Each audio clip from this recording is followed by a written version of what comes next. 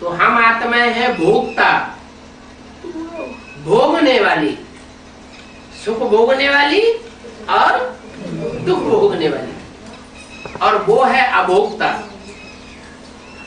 क्या? न सुख भोगता है न दुख भोगता है। सुख दुख कौन भोगेगा? जो जैसे कर्म करेगा वैसा ही सुख अथवा दुख भोगता है। अच्छे कर्म करता है तो सुख भोगता है, दुष्ट कर्म करता है तो दुख भोगता है। अब वो हम बिंदु बिंदु आत्माओं का बाप न सुख भोगता है न दुख भोगता है, इसका मतलब वो कर्म भी करता ही नहीं। क्या करता ही नहीं? अरे कर्म नहीं करता है तो दृष्टि से सृष्टि कैसे सुधारता है? कहते हैं ना भगवान की कृपा दृष्टि हमारे ऊपर हो जाए, महात्मा जी की कृपा दृष्टि हमारे ऊपर हो जाए, कहते हैं ना। तो भगवान आकर के दृष्टि से सृष्टि कैसे सुधारता है?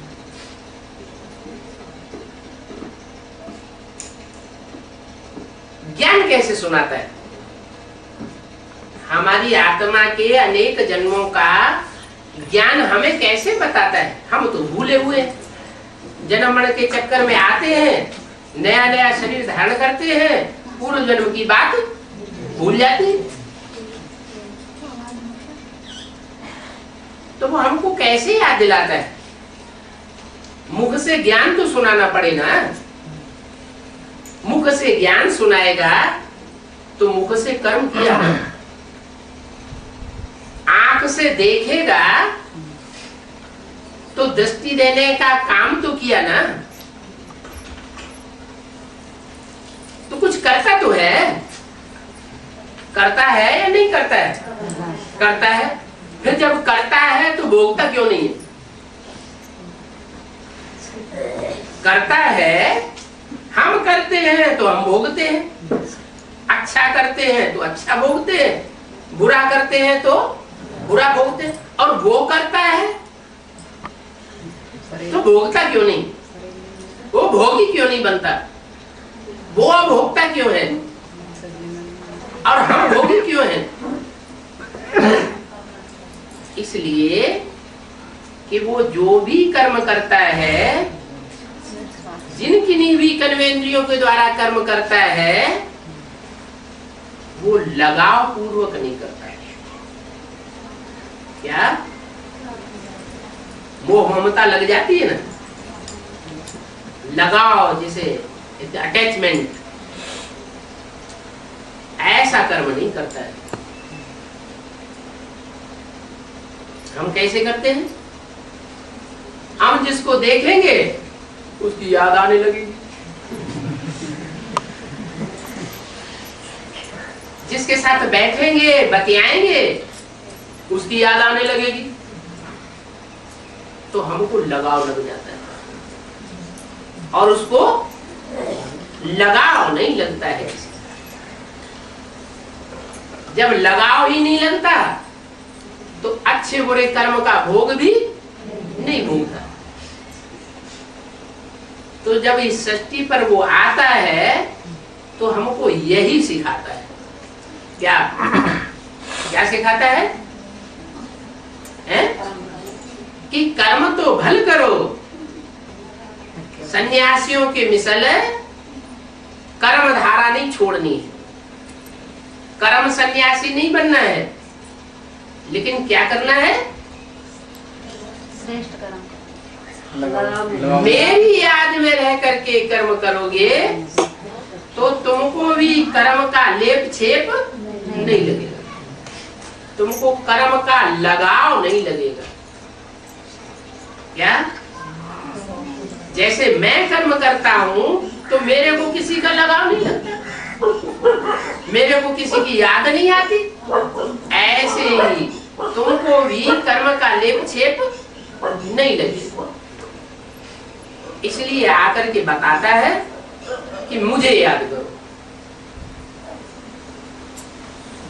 मुझे याद करो। अरे जैसे मैं बिंदी आत्मा, हम सब बिंदी आत्मा, ऐसे ही तू भी बिंदी आत्मा। तो तेरी आत्मा को हम क्यों याद करें? हम अपनी आत्मा को याद कर लेना। दोनों हैं तो बिंदी बिंदी एक जैसी। तू भी चमकता हुआ स्टार और मैं भी चमकता हुआ स्टार। फिर मैं तेरे को याद करके अभोक्ता कैसे बन जाऊंगा? बेलगाव कैसे बन जाऊंगा?